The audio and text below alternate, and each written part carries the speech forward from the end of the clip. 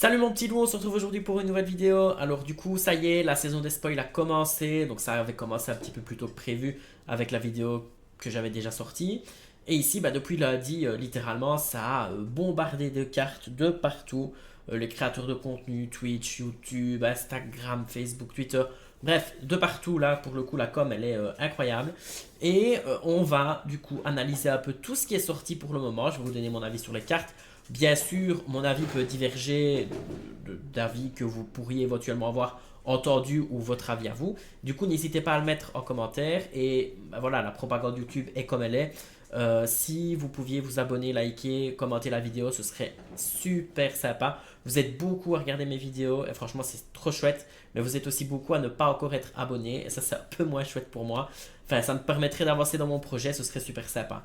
Bref, passez cette petite intro, il y a le générique et puis on y va, c'est parti.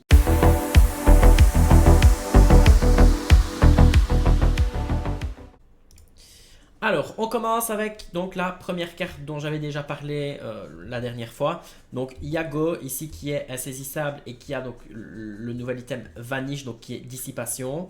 Et du coup, Dissipation, c'est un nouveau mot-clé qui dit que quand la carte est ciblée par une action, n'importe laquelle de votre adversaire, donc bien sûr les cartes actions, les cartes chansons bien entendu, eh bien cette carte-là est automatiquement bannie. Donc c'est des cartes qui vont avoir des gros stats. Par exemple ici, ben voilà, Yago 4-6, il est quand même assez fort, il est insaisissable.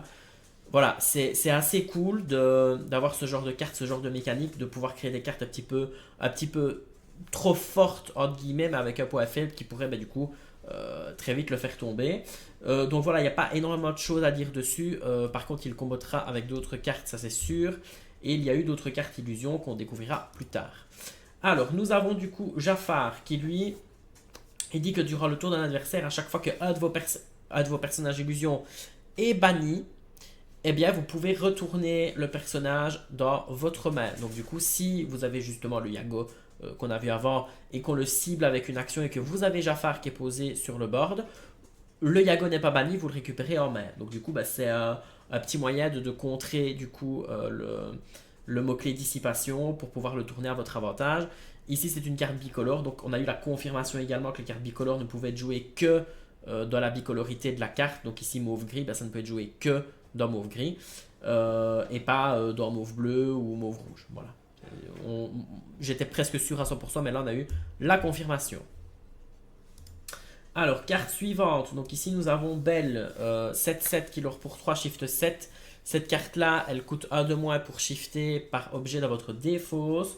Et à chaque fois que ce personnage-là part à l'aventure, on peut prendre 3 objets de sa défausse et les remettre en dessous du deck et gagner 3 de l'or. Alors cette carte-là est intéressante, moi je la trouve un peu nulle, je vous avoue, dans le sens où pour moi elle ne remplacera pas du tout Tamatoa, ou alors il faut carrément changer la mécanique du deck et du coup peut-être que ça va créer une autre version du bleu-rouge, éventuellement, mais moi je trouve que Tamatoa est beaucoup trop fort au niveau de la gestion d'objets, surtout que là les objets que vous allez remettre dans votre défausse, enfin, de votre défausse dans votre deck, vous n'allez probablement pas les revoir tout de suite, que Tamatoa vous jouez et vous pouvez directement récupérer un objet à jouer. Par contre, ici, si vous avez quand même défaussé pas mal d'objets et que du coup il vous manque quelques points de l'or pour gagner ou setup le létal, vous altérez Belle sur une autre Belle si jamais il y a possibilité d'intégrer Belle dans le deck bleu-rouge.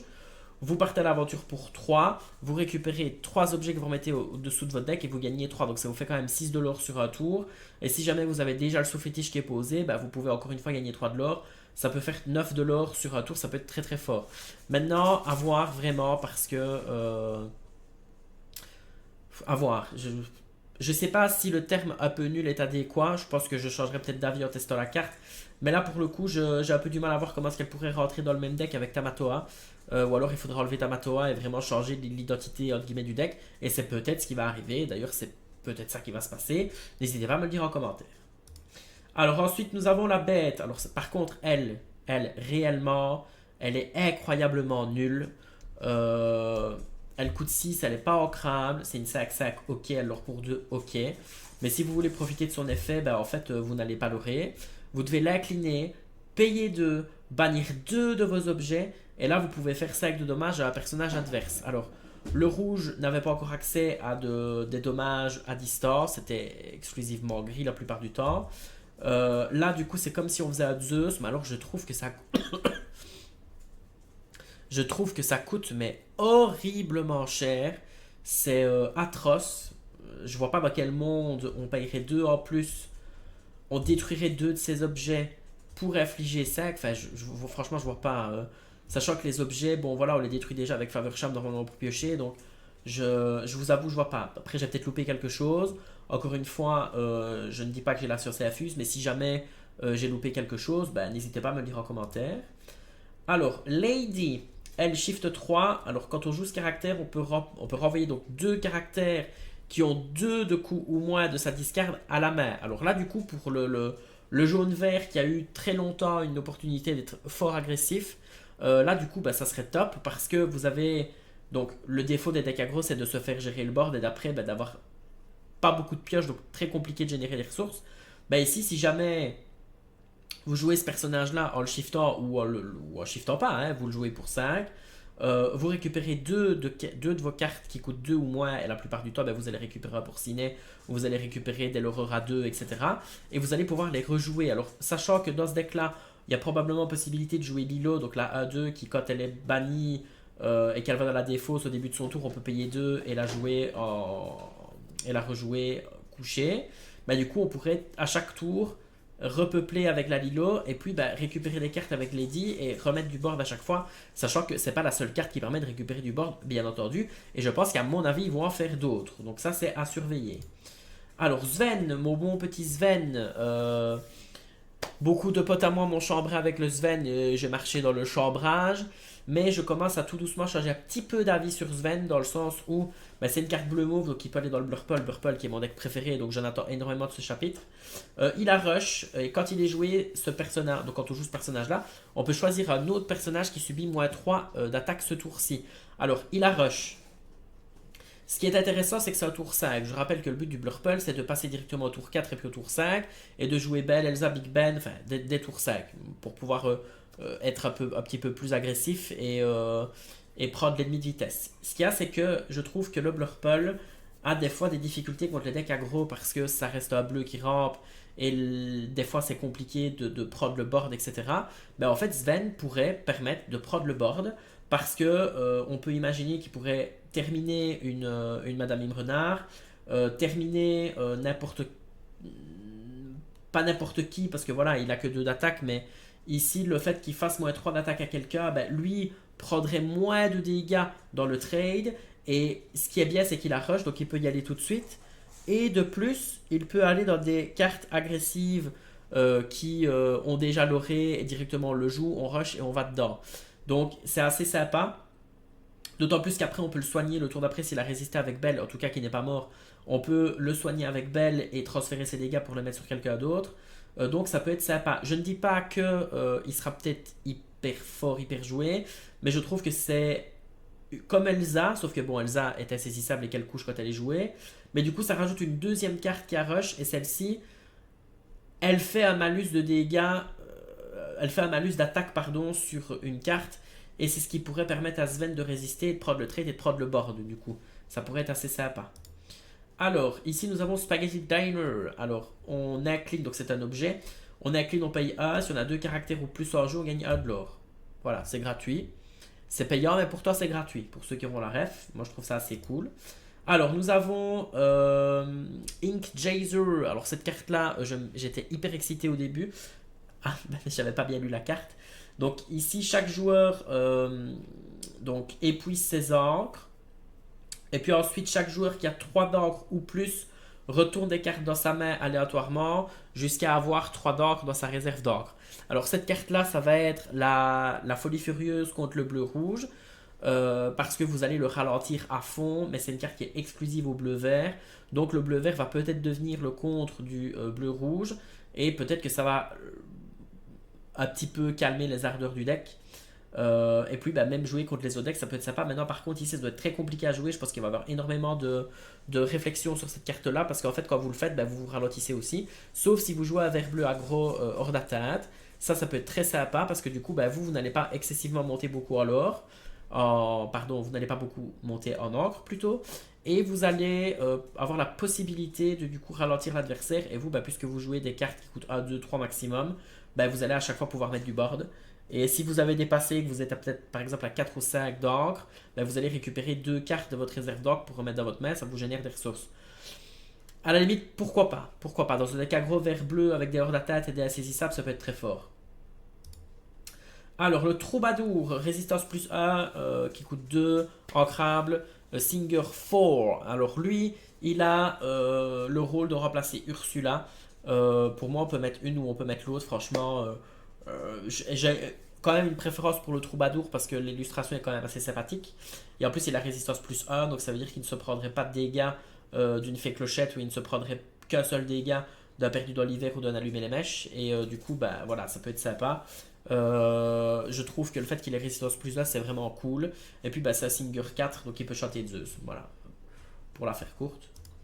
Alors, ensuite, nous avons Toulouse. Alors, il n'y a pas grand chose à dire sur Toulouse, il n'a pas d'effet. C'est une A qui s'ancre, une A3, une bleue. Alors, elle fait partie du coup de tout ce qui est Aristocha qui vient du coup d'être intégré dans l'Orcana. Et ça, du coup, c'est super chouette parce que les cartes Aristocha, vous allez voir, elles sont trop mignonnes. Alors, celle-ci, je la trouve trop belle. Ensuite, nous avons Lady. Alors, quand on a un caractère en jeu qui s'appelle du coup Tramp en anglais, mais c'est clochard en français, ce personnage gagne 1 de l'or. Voilà. Un bon TA qui du coup peut créer une autre nouvelle mécanique avec du coup la belle et le clochard. Et elle gagne un de l'or, elle pourrait l'orer pour 2 et c'est assez sympathique aussi. Alors Thomas O'Malley, lui il a Ward, c'est une 3-4-2, ne peut pas être ciblé du coup par, par les personnages ou même les actions, chansons, etc. On peut juste le choisir pour un challenge, donc c'est le but d'être hors d'atteinte. 4-2 qui coûte 3. Voilà. À la limite, je préférais jouer Presse Philippe qui lui est une 3-2, mais au moins il l'or pour 2 et qui vous assure 2 de l'or d'un coup. Parce que 4-2, l'or pour 1, drop 3, voilà. Après, ça peut aller chercher un trade. Ça peut être fort.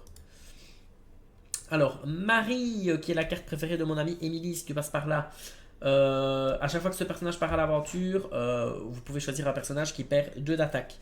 Et lui, du coup, il l'or pour pour 2, pardon, c'est une A2 et elle est ancrable. Je pense qu'elle pourrait avoir sa place dans un deck bleu qui pourrait relativement être agressif parce que du coup, ça l'or pour 2. Et le fait de faire moins 2 d'attaque à quelqu'un, ça permet d'aller chercher un trade avec un autre de ses personnages et du coup de ne pas mourir. Et encore une fois, du coup, de garder la tempo du board. À surveiller.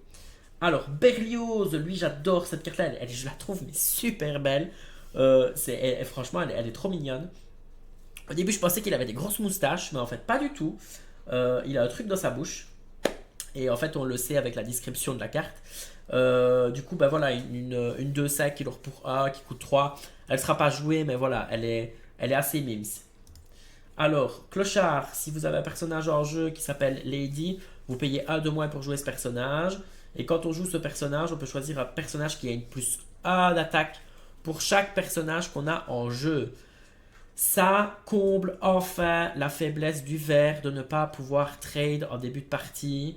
Parce que du coup, vous mettez Lady en TA. Lui, vous pouvez le jouer pour A également directement parce que vous avez une Lady.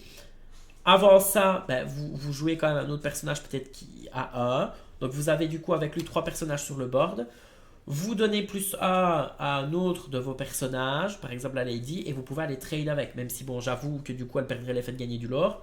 Mais ça peut permettre d'aller chercher un trade en début de partie.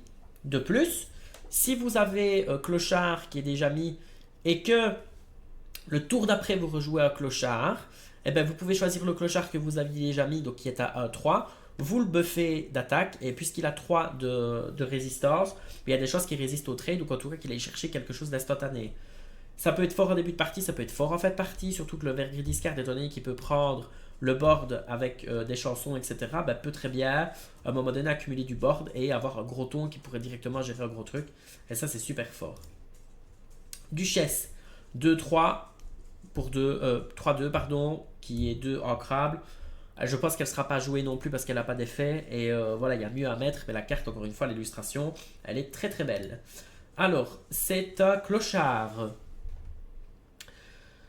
Vous choisissez un personnage qui gagne plus 1 pour ce tour-ci pour chaque personnage que vous avez en jeu. Donc c'est le même effet que du coup clochard et la carte.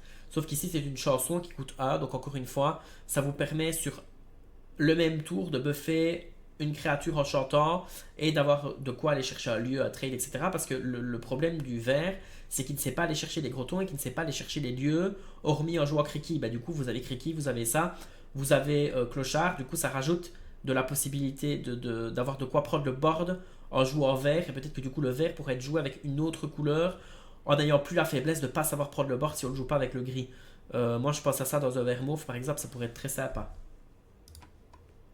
Alors, Edgar, coup de sac, 6-5, l'or pourra, on va passer vite fait, on n'a pas grand chose à dire, l'illustration elle est moche. Ce personnage-là, je le déteste. Voilà, j'ai rien d'autre à dire. Alors, Mittens, alors lui il est bodyguard.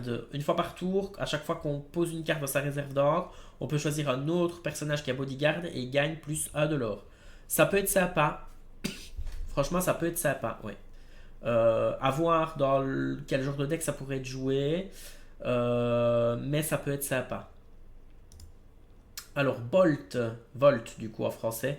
Support, à chaque fois que ce personnage part à l'aventure, ben, vous donnez son, vous donnez sa force à un autre personnage. Il leur pour 2, il coûte 4, il est fort cher. C'est pas un bon support à alter pour l'autre Volt parce que du coup l'autre Volt s'altère à 3. Du coup, un peu bof. Alors, Docteur Calico, à chaque fois qu'on a un caractère qui n'a. Tant qu'on n'a pas de caractère, pardon, tant que je vais y arriver, tant que ce personnage n'a pas de dégâts, il gagne résistance plus 2. Ouais. Je pense qu'en tour 4, il y a mieux à jouer dans un bleu et gris par exemple, ou même dans un futur gris-rouge, ou même dans un gris-mauve. Bof, bof, bof. Alors, Volt, celui-ci qui serait un meilleur support alter par exemple. À chaque fois que ce personnage part à l'aventure, s'il n'a pas de dommages sur lui, vous pouvez piocher une carte et puis vous défaussez une carte. Meilleur support alter que l'autre du coup. Et puis voilà, ça peut être sympa, on gère ses ressources, on fait du lore, on pioche une carte et on doit défausser une de ces cartes forcément. Hein, ça me fait penser un peu à la Simba quand on la joue, on pioche une carte, on défausse une carte, etc. Il y a pas mal de cartes en gris qui le font. Et du coup, ben, voilà, bon support alter pour le Volt. Alors Pascal, insaisissable or pour 3.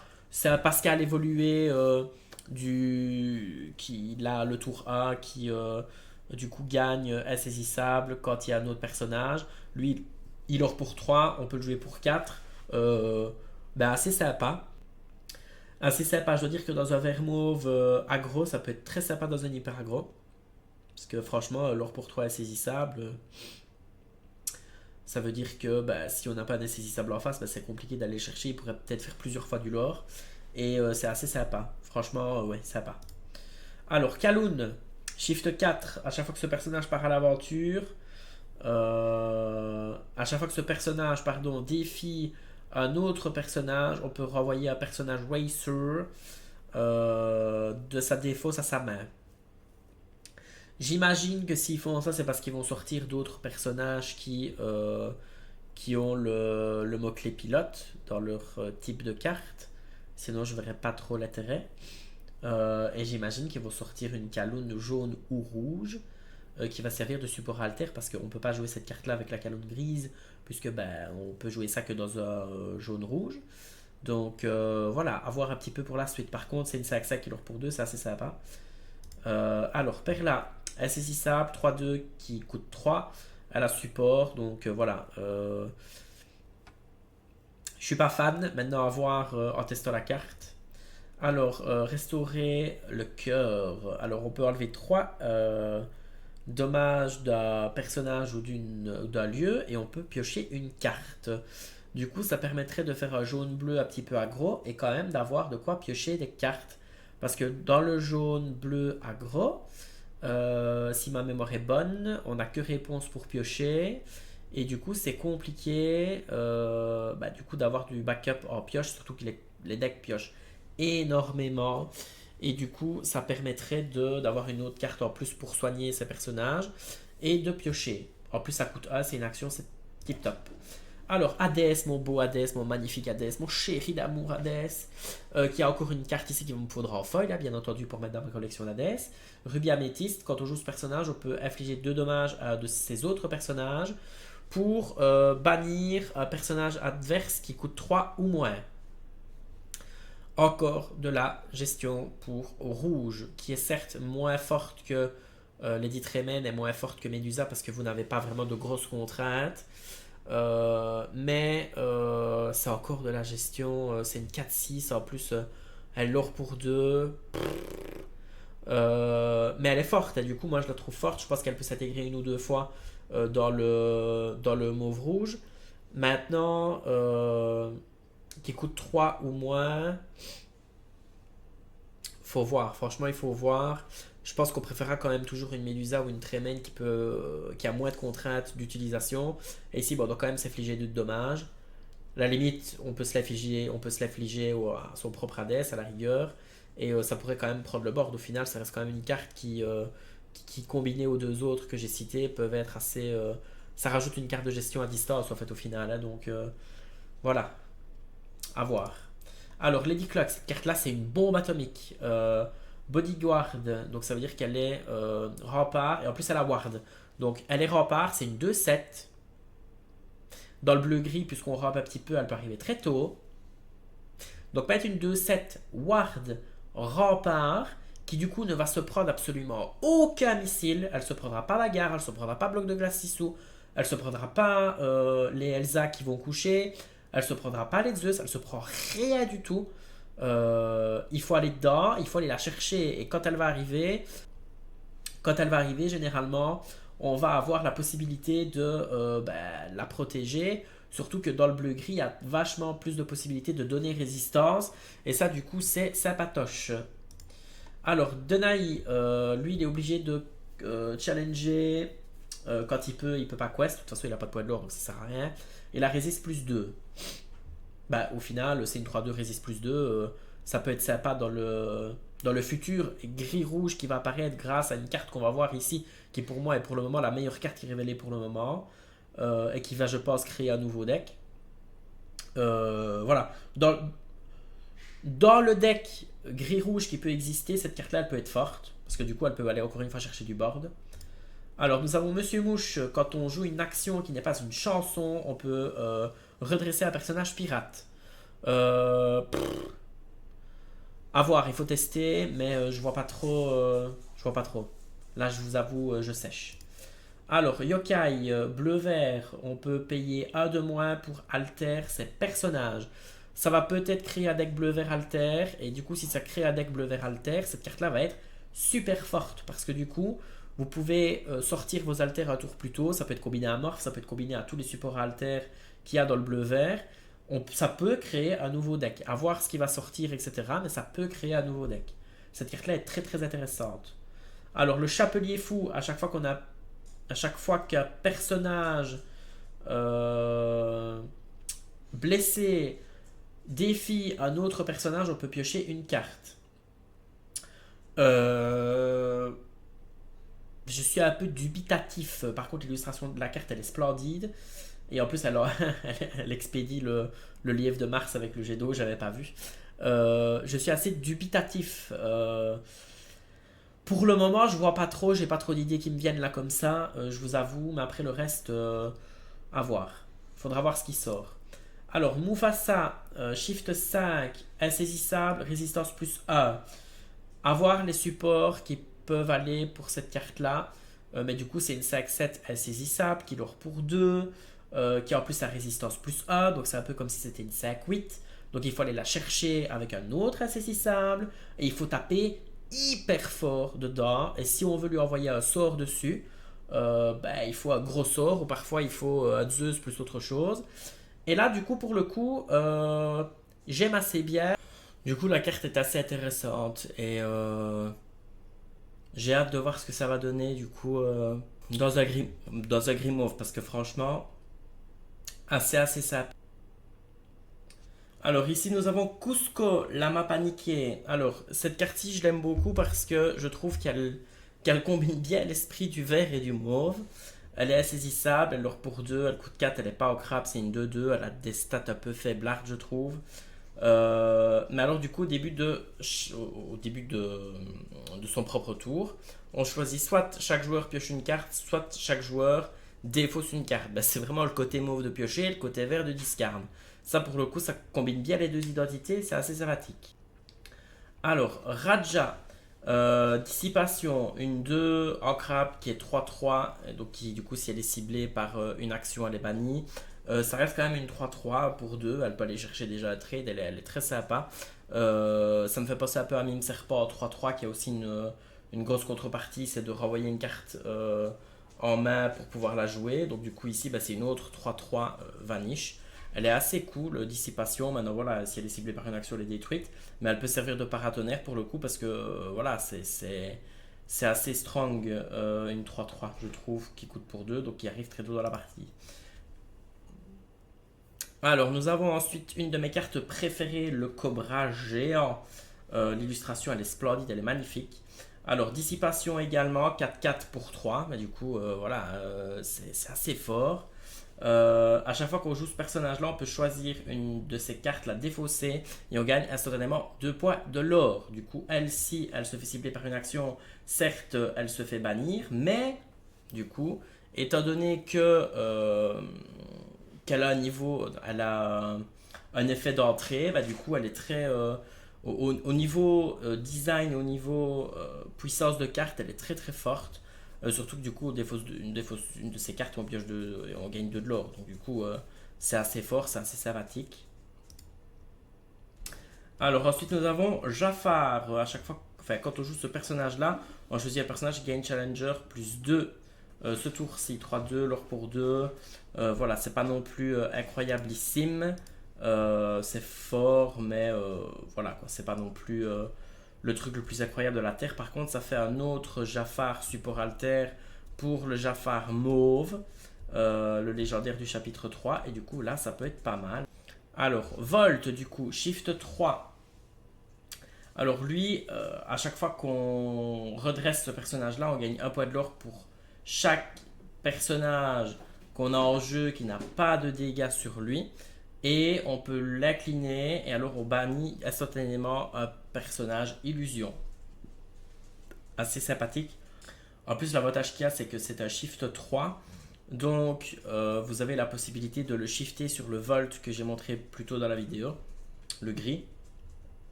Et en plus, si vous l'inclinez tout de suite, vous pouvez bannir instantanément un personnage illusion. Et ça, encore une fois, c'est assez top.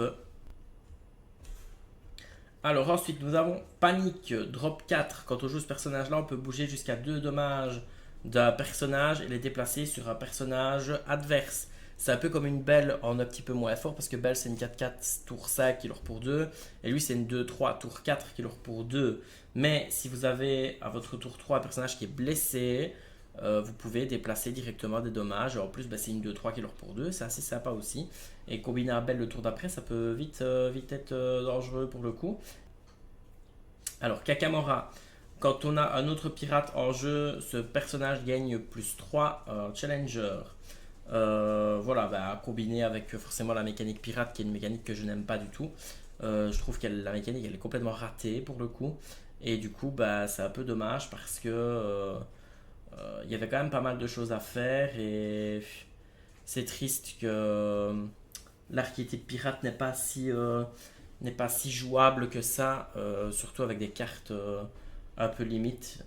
Après celle-ci, ça devient une 4-6 quand il y a un pirate. 4-6, l'air de rien, ça peut être sympa, mais bon, c'est challenger. Donc c'est quand vous défiez vous-même. Quand elle se fait défier, bah, ça reste une carte qui a un 6, mais c'est pas non plus transcendantal. Alors ici nous avons Clarabelle, le support. À chaque fois que ce personnage part à l'aventure, vous transférez donc sa force d'attaque à un autre personnage. Et vos autres personnages support gagnent un d'attaque. Je vois qu'ils essayent de plus en plus de réintégrer la mécanique de support dans le jeu. Euh, c'est pas une mécanique qui je trouve est réussie parce qu'à chaque fois qu'ils essayent de faire quelque chose avec, ça marche pas. Maintenant, il y a de plus en plus de cartes support, donc pourquoi pas. Je sais pas, je ne sais pas. Ça reste un nouveau support alter à Clarabelle qui du coup pourrait rentrer dans un deck bleu-vert avec les cartes qui sont en train de sortir pour le moment. Et combiné à Yokai, elle pourrait être shiftée pour un de moins, donc ça serait de l'encre qu'on économiserait. Je ne sais pas, par contre l'illustration est très belle. Alors, les pantoufles de verre. Alors, on peut avoir maximum que 2 exemplaires de pantoufles de verre dans son deck. On bannit cet objet, on incline un de ses princes, on peut aller chercher une princesse, la révéler et l'ajouter dans notre main et mélanger ensuite la pioche. Les cartes du tuto c'est toujours très sympa, mais encore une fois c'est pour un archétype qui est fort limité. Maintenant, à combiner peut-être dans un deck princesse, ça devrait pouvoir de plus en plus se faire, mais c'est pas non plus. C'est vraiment dommage parce que les archétypes qu'ils font, qui font sur les, c'est vraiment frustrant parce que à chaque fois il y a un problème de conception ils vont pas jusqu'au bout, les pirates ils sont pas allés jusqu'au bout, les balais magiques ils sont pas allés jusqu'au bout. Ici Princess, bah, cette carte là c'est super fort, mais est-ce qu'un deck Princess pourrait fonctionner? Non, parce qu'il n'y a pas assez de princes et de princesses qui sont assez forts. Ça peut pas rivaliser avec les decks qui existent déjà. Maintenant, ça peut créer des decks assez fun, certes, je l'admets. Mais c'est vraiment dommage. En plus, c'est des cartes rares. Donc, elles ont. Après, je sais bien que rareté ne veut pas dire puissance de carte. Mais c'est quand même dommage de ne pas exploiter jusqu'au bout. Après, pourquoi pas? Peut-être qu'ils vont encore sortir d'autres cartes. Et je me trompe peut-être. Je me trompe même sûrement. Peut-être qu'au final, ça sera super fort. Mais je sais pas. C'est. Je sais pas. Alors, Mariano Guzman. Quand on a un personnage en jeu qui s'appelle Dolores, on gagne un point de l'or. Enfin, ce personnage-là gagne un point de l'or. Encore une fois, on en vient avec les pantoufles de verre. Oui, avec Madrigal, pourquoi pas, mais vraiment la limite pour s'amuser pour Ligue, mais c'est pas possible de gagner avec un deck Madrigal. La seule Dolores qui pourrait aller, c'est celle qui coûte 4 et qu'on peut piocher, mais du coup, on doit jouer ça au tour 3, puis on doit jouer au tour 4 Dolores, et puis elle gagne, enfin, cette carte-là gagne de l'or. Enfin, je sais pas, Après, il en faut des cartes à pas jouables, il en faut des cartes à thème, pour des thèmes de deck, etc. C'est ça aussi qui fait l'univers de l'Orcana, c'est ça qui est chouette, mais je sais pas, c'est. Je sais pas. Alors ensuite, nous avons Peg jaune-vert, coûte 3. Si on a au moins 3 personnages en jeu, quand on joue ces cartes-là, on pioche une carte. Du coup, bah, ça peut être fort pour encore une fois générer de la pioche dans un jaune-vert aggro qui du coup n'a pas de pioche de base. Ça peut être sympa. On l'incline, après on perd pas grand chose parce qu'elle ne l'aura que pour A. On l'incline, on pioche une carte. Et c'est du coup une carte qu'on peut piocher et qu'on peut jouer directement derrière. Donc c'est assez sympa aussi, c'est même très fort pour le coup. Alors, Devil Eye Diamond. Alors, on incline si on a un personnage qui a été endommagé ce tour-ci. On peut gagner un de l'or. Du lore passif pour 2 items. Imaginez, vous en avez 2, 3. Vous inclinez tous les 3, vous blessez un de vos personnages et pouf, ça vous fait du lore passif. Donc, ouais. En plus, c'est rouge, donc ça s'intègre dans tous les decks rouges. C'est assez sympa. Alors, le roi de cœur. Les personnages endommagés ne peuvent pas défier vos autres personnages. Oui. Surtout que ça peut se combiner à gris qui peut aller chercher, qui peut mettre des dégâts à distance. Oui, du coup, ça peut permettre de protéger ces personnages et c'est l'horreur. Oui, après avoir parce que c'est 4 et c'est pas ancrable. Maintenant, le gris vert, entre autres, n'avait pas énormément de tour 4 intéressant. Au final, ben lui, c'est une 3-3 qui est pour 2. Ça peut être un ajout qui est assez sympathique. Maintenant, c'est non ancrable. Ça fait beaucoup de non ancrable dans le deck. À voir un peu ce que ça donne, à voir un peu comment les decks vont jouer cette carte-là. Je réfléchis. Mais oui, les personnages endommagés ne peuvent pas défier vos personnages. Et ça, pour le coup, si vous jouez une fée clochette et que derrière vous jouez ce petit roi de cœur, vous pouvez partir à l'aventure sereinement, tranquillement. Et vos personnages seront à l'abri. Alors ensuite, nous avons une légendaire Scrooge McDuck. Alors on peut donc épuiser 4 de ces objets en jeu pour jouer ce personnage-là gratuitement. C'est une 4-4. Maintenant, encore une fois, les objets, normalement, quand on les joue dans le bleu-rouge, on les détruit pour Flavor Sham. On utilise leur capacité, glace à l'eau, bloc de glace, etc. Même la sphère de vitalité.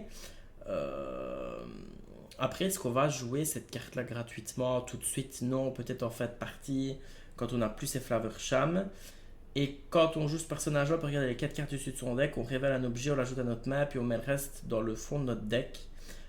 Du coup, elle peut être jouée en début de partie pour révéler, ajouter un objet qui pourrait être éventuellement utilisé à la place de Grand-Mère Tala. Ça peut être chouette. Surtout si on a vraiment besoin d'un objet pour comboter avec Flavorsham. Mais alors, pour son premier effet, je suis pas sûr qu'on va l'utiliser. En tout cas, on va pas la jouer pour son premier effet, ça c'est sûr. On va la jouer pour son deuxième effet. Le premier effet, ça peut être du bonus au final. Si vous avez trop d'objets que vous les bannissez, pardon, que vous ne les bannissez pas, vous les épuisez pour jouer Picsou. Du coup, ouais, pourquoi pas. Pourquoi pas. Ça peut remplacer, je pense, Grand-Mère Tala dans le bleu-rouge. Maintenant, je pense pas que ça remplacera Flavorsham, ça jamais de la vie. Mais oui, pourquoi pas remplacer Grand-Mère Tala et mettre ceci pour directement prendre un objet et comboter avec Flavorsham.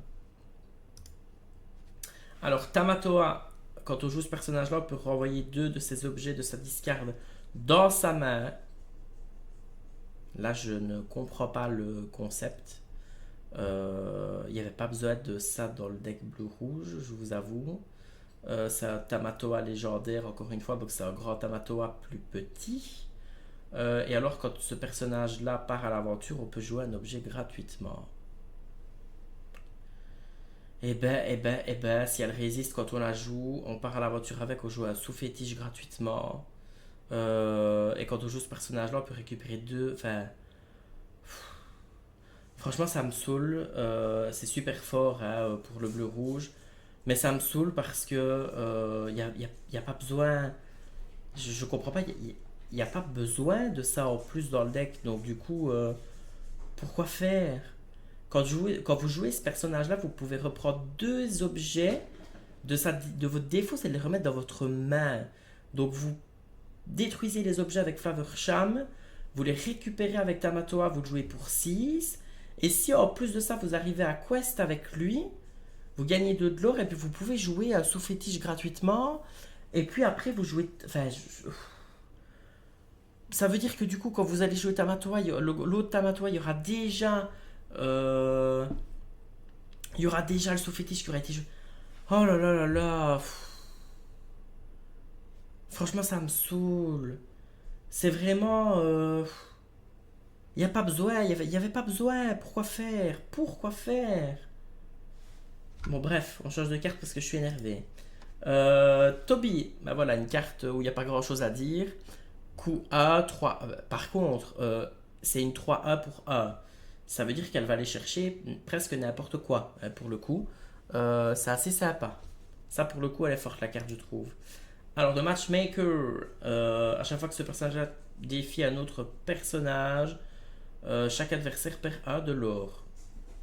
Il réintègre encore une fois la mécanique de gain et de modification du lore dans le rouge. On voit qu'ils essaient de plus en plus de s'éloigner des cartes qui gèrent des cartes de gestion, etc. Donc pourquoi pas. Maintenant c'est un tour 4. Dans un mauve rouge, je pense pas que ça aura sa place parce que c'est un tour 4 et qu'il y a beaucoup de tour 4 à jouer dans le deck qui sont beaucoup plus intéressants comme Merlin et Chef par exemple. Et dans le reste, ouais, il faudra voir aussi les autres decks qui vont exister, mais allez, pourquoi pas.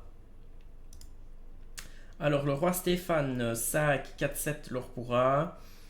Voilà, pas grand chose à dire dessus. L'illustration est assez chouette. Akela, 3-2, l'or pour 1 drop 2. Voilà, pas grand chose à dire non plus. C'est pas une mauvaise carte, c'est pas non plus une carte excellente. Mouchou, alors lui par contre, lui, c'est le genre de carte que je suis trop content de voir dans l'Orcana arriver parce que c'est une gris-rouge. C'est Mouchou, déjà. Mouchou, c'est le prénom de mon chachila. Et puis c'est Mouchou, il a attendu depuis longtemps. J'espère qu'il existera en enchanté, sinon j'arrête l'Orcana. Voilà. À chaque fois qu'un personnage défie, il gagne résistance plus 2 pour ce challenge. Waouh, waouh, waouh. Et durant votre tour, à chaque fois qu'un personnage en bannit un autre via défi, on gagne 2 de l'or. Est-ce que vous voyez la dinguerie arriver d'un deck gris-rouge avec Kaloun, avec le grand Robin des Bois, avec Super Dago qui a charge et qui aura résistance plus 2, que si du coup vous bannissez avec Super Dago un personnage, vous gagnez 2 de l'or par l'effet de Super Dago, et vous gagnez 2 de l'or par l'effet de Mushu. Vous gagnez 4 de l'or avec Kaloun si vous bannissez quelqu'un, vous gagnez 4 de l'or avec Robin des Bois si vous bannissez quelqu'un. C'est incroyable. Je pense que le deck va manquer un peu de pioche, mais au final, si on arrive à setup le board et pouvoir taper au bon moment, ça va être un truc de malade. Le deck a un potentiel de fou. Cette carte-là, c'est vraiment. En plus, elle est sec, elle est ancrable, donc on peut la mettre 4 fois dans son deck sans problème. Il y a, je pense, un nouveau deck qui va apparaître et qui va être mais vraiment super fort et tout. En tout cas, c'est intéressant. On a la volonté ici qui crée du coup un nouveau deck. Alors, Archimède, à chaque fois que ce personnage est choisi par une action ou donc une action adverse ou un pouvoir d'un personnage, on peut piocher une carte. Pourquoi pas? À voir. Franchement, pourquoi pas? Perdita. Quand ce personnage-là part à l'aventure, on peut payer 2 pour jouer le prochain. Du coup, bah, Puppy, donc le prochain Shio pour ce tour. Et en plus, les personnages de Shio gagnent Ward. Donc ça peut créer un jaune-bleu Shio aggro Ward avec Perdita. Pourquoi pas? Alors, Canine Crunchies, les Shio du coup gagnent plus 1 de résistance.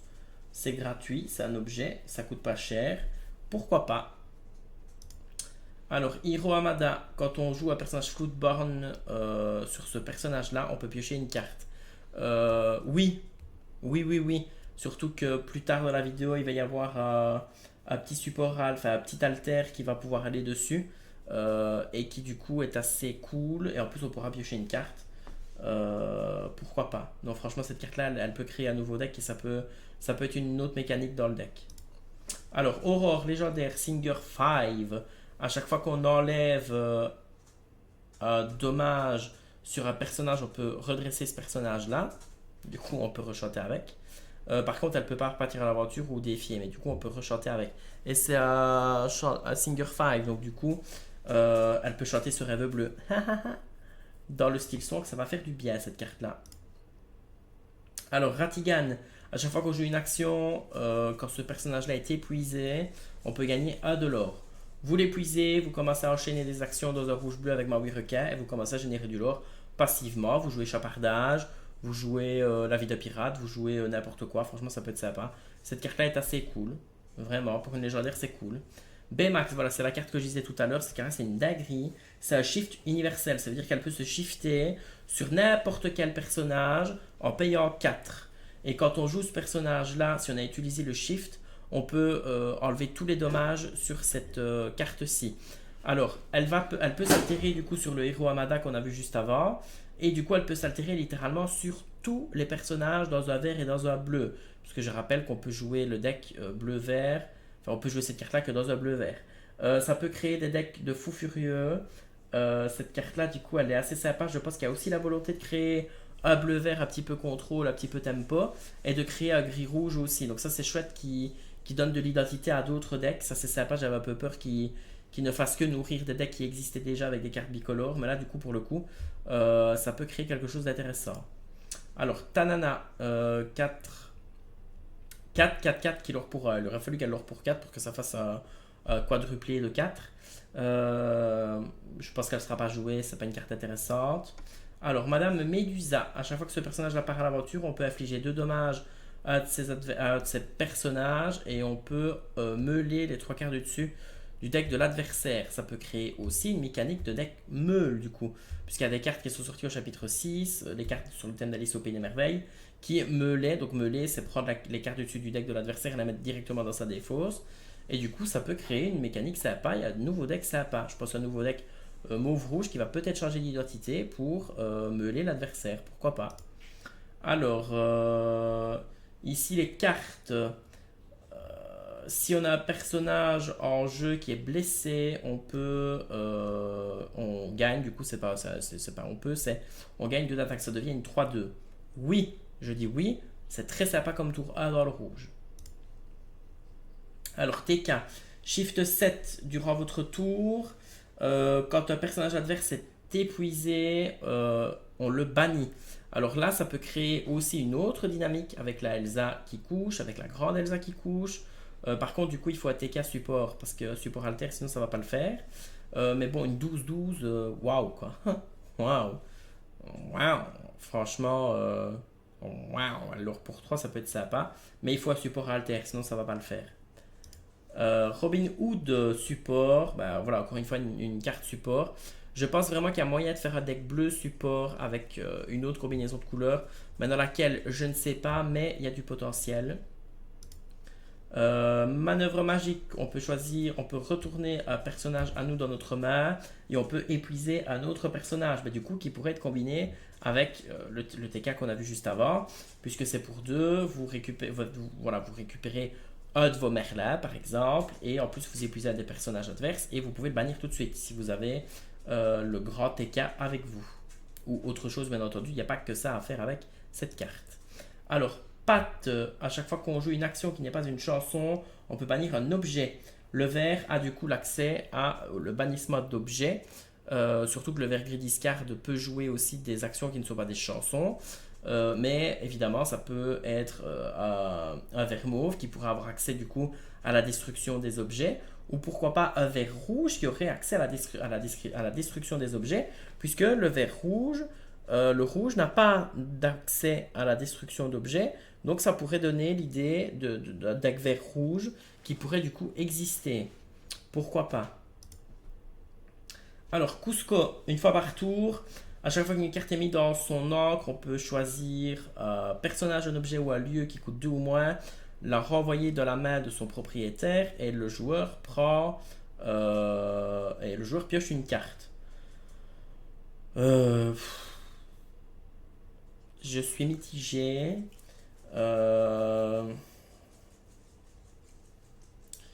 Ça veut dire que pour pouvoir piocher une carte supplémentaire, on devrait renvoyer une de ces cartes.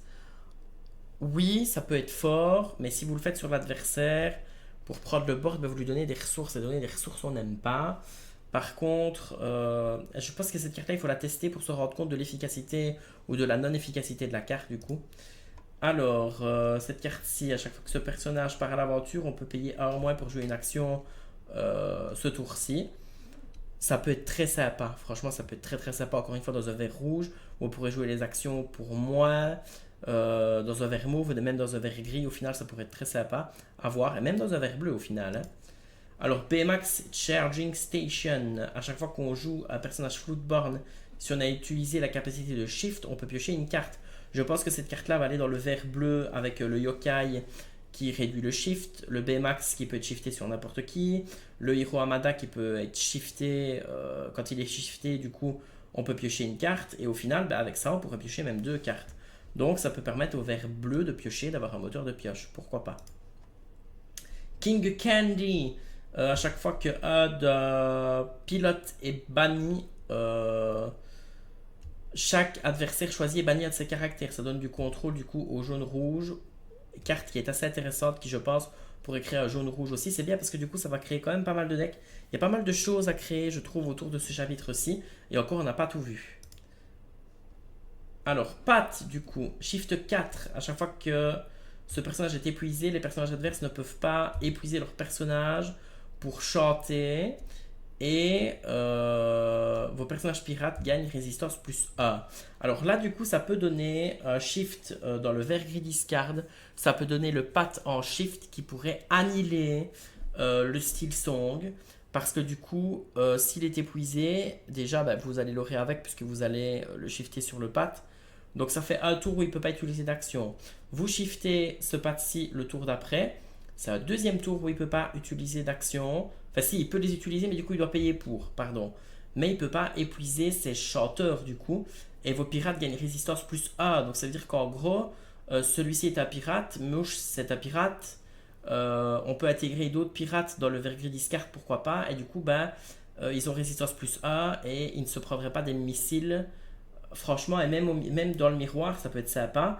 Et du coup, ça donne enfin au vert gris discard un tour 4. Ok, c'est un shift, mais ça donne enfin un tour 4 utile fort et qui contre vraiment le style song parce que le style song a la capacité du coup de chanter et de prendre le bord sur le vert gris et là du coup ça permettrait au vert gris d'empêcher le style song de chanter avec ses personnages. Il devrait payer du coup l'encre et du coup ça lui permettrait de gagner en tempo pour le vert gris discard et du coup c'est assez intéressant. Franchement c'est intéressant. Alors, Mulan, Shift 5, insaisissable, donc 7 5 qui lourd pour 2. Pardon, 5 6 qui lourd pour 2. À chaque fois que ce personnage-là défie un autre personnage, les autres personnages gagnent. Ce caractère peut défier les personnages qui ne sont pas épuisés. Mais hyper pété, en plus avec la Mulan. Les Mulan, les Mulan qui peuvent servir de support alter, franchement, ça va être pété. C'est super fort en vrai, franchement, c'est assez violent. C'est vraiment. Et puis, ben, si on peut défier les personnages qui sont même pas redressés, ça veut dire qu'en gros, vous pourriez, avec Mushu, taper, taper avec la Mulan juste après qui aurait été altérée. Vos autres personnages gagnent, on peut défier les personnages qui sont redressés.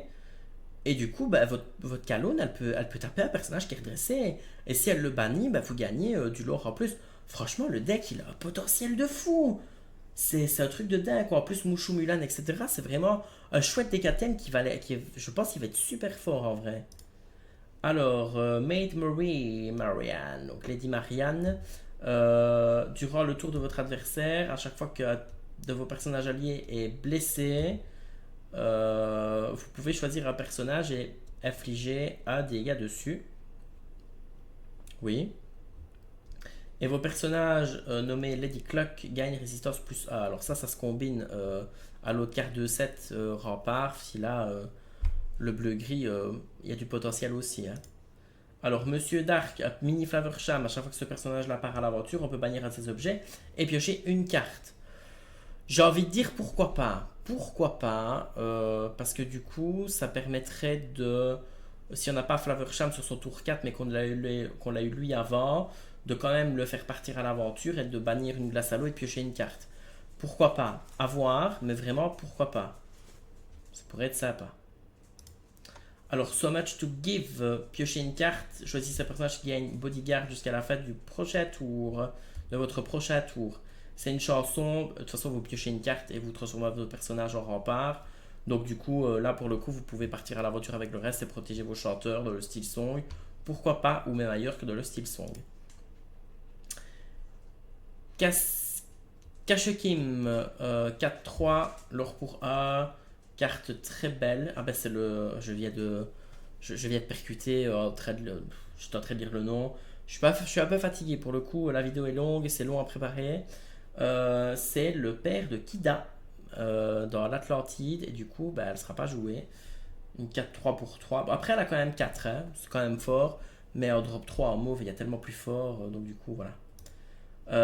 Water as Memory. Alors, on peut regarder les 4 cartes du dessus du deck d'un adversaire et on peut mettre une carte au-dessus de son deck et les 3 autres dans le fond du deck. Donc, du coup, vous allez pouvoir lui sélectionner des cartes à lui enlever. Donc, franchement, là pour le coup, en plus, c'est une action.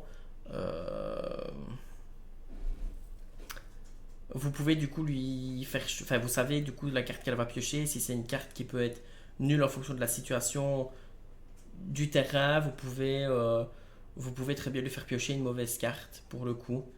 Lui faire faire un mauvais top deck en fait. Et je pense que dans le bleu, ça peut être fort, surtout dans le bleu mauve, parce que pour le coup, si vous lui faites piocher un mauvais top deck, ça veut dire que vous lui enlevez 3 bonnes possibilités. Vous pouvez littéralement choisir la carte que vous voulez lui faire piocher. Et ça, pour le coup, ça peut protéger votre board. Imaginez, il allait piocher à Soyez prête. Vous regardez les 4 cartes. Et en fait, non, vous lui faites piocher la carte la moins bonne de la situation.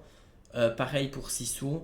Pareil pour. Waouh, non, franchement, cette carte-là, elle est. Elle est. Ah ouais, non, non, non, franchement, elle est. Ah, ça, je pense que je vais l'intégrer dans mon Blurple. Parce que j'ai plein de situations où je me dis, faut pas que la personne top deck un truc fort, etc. Et là, ben, vous lui faites top deck quelque chose de nul. En plus, vous pouvez regarder les 4 cartes. Vous lui en mettez une au-dessus du deck. Et les 3 autres vont aller en dessous. Et vous pouvez très bien lui faire piocher à drop A si... Waouh, non, non, non, non. C'est super fort. Ça, par contre, c'est super fort. Je pense que d'office, je vais l'intégrer dans mon deck bleu-mauve.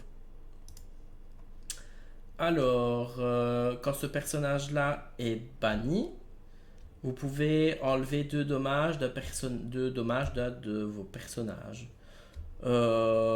Ouais. Ouais, mais non, en fait. J'aime pas. Voilà, j'ai rien d'autre à dire, j'aime pas.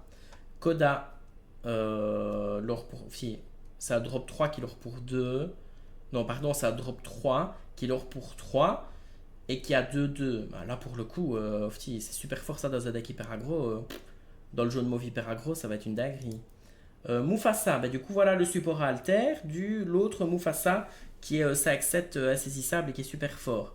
Bah, le voilà, vous jouez lui en tour 4 et puis en tour 5, vous l'altérez. Vous avez un gros ton presque impossible à aller chercher et qui est insaisissable. Donc, non, franchement, non, non, bravo, j'applaudis.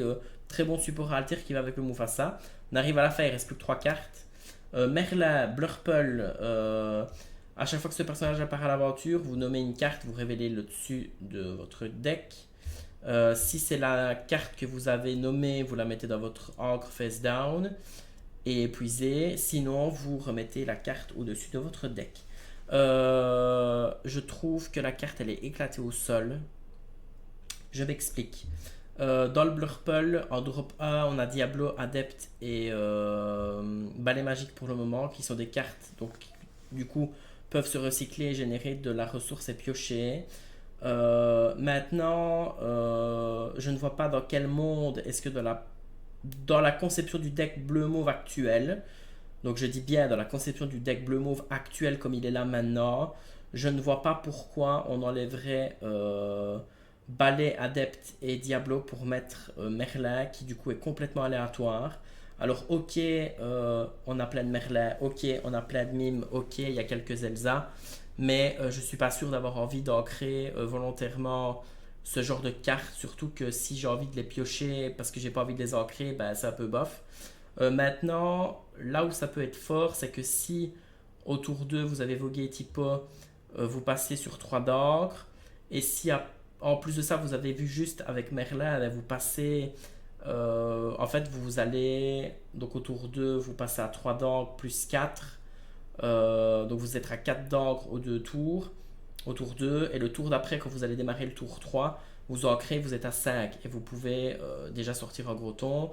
Et si votre Merlin a résisté et que vous pouvez encore une fois refaire son effet, ben, vous pouvez très vite monter en encre. Maintenant, je vois pas dans quel monde, dans le bleu mauve actuel, non, franchement, je vois pas. Je suis hyper déçu pour le coup. Je ne vois pas. Je m'attendais à beaucoup du bleu mauve. Mais là, pour le coup, autant la carte action là, pour A qui révèle les 4 cartes dessus du deck et qu'on peut faire un mauvais top deck à son adversaire, pourquoi pas. Mais là, non, j'aime pas. Franchement, j'aime pas. J'aime vraiment pas. Je changerais peut-être d'avis. Hein, je suis pas en train de dire que cette carte-là est nulle de manière définitive, mais là, franchement, je vois pas. Et je suis assez déçu. Alors, Miss Bianca, si on a un personnage allié en jeu, on peut payer 2 pour jouer, on peut payer 2 en moins pour jouer ce caractère. Donc, du coup, on peut la jouer pour 4. Donc, ça devient tour 4, c'est une 5-5. C'est un gros ton, hein, voilà, c'est cool.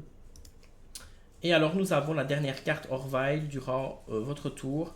Si vous avez un adversaire en jeu qui s'appelle Miss Bianca ou Bernard, ce personnage gagne insaisissable. C'est une 4-3 qui peut devenir insaisissable, donc du coup on peut quest avec, on peut aller chercher Diablo avec, on peut aller chercher le génie tout de suite, parce que du coup il a 4 d'attaque, il faut y penser. Donc je pense que le génie va s'enlever de plus en plus des decks. En tout cas moi je pense que je vais l'enlever définitivement, je pense dans mon Blurple, parce qu'il se prend beaucoup de choses et il se prend quand même pas mal de choses. Après ici bon, pour qu'il se fasse gérer par Orville, il faut avoir Bianca en jeu, mais je pense que de manière générale le génie... il a fait son temps, le lapin est forcément plus fort, enfin je trouve qu'il est beaucoup plus fort pour plein de circonstances. Et du coup voilà, enfin bref, c'est pas le sujet de la vidéo. Orville qui est du coup la dernière carte qu'on analyse ici. Alors je suis navré, la vidéo elle est ultra longue, je pense que c'est la vidéo la plus longue que j'ai faite jusque maintenant. Mais voilà, j'ai beaucoup de cartes à analyser, j'ai pas pu faire la vidéo avant. Mais voilà, n'hésitez pas à dire en commentaire du coup vos avis, les cartes que vous aimez bien, etc. Voilà, n'hésitez pas, ça me ferait super plaisir d'interagir, surtout que ça pourrait être très riche. On pourrait développer quand même pas mal de choses. Bon voilà, j'ai pas la sauce infuse, j'ai mon avis de joueur actuel, influencé par le fait que je suis hyper fan du Blurple. Donc du coup, j'ai peut-être pas bien vu certaines cartes, j'ai peut-être pas bien compris certaines cartes. Donc n'hésitez pas à le dire en commentaire, ça n'est que mon avis. Voilà, c'était Stygian. J'ai fini de tourner la vidéo, je suis fatigué. Donc si jamais vous pouviez me mettre un petit like, ce serait super sympa et surtout vous abonner si ce n'est pas déjà fait.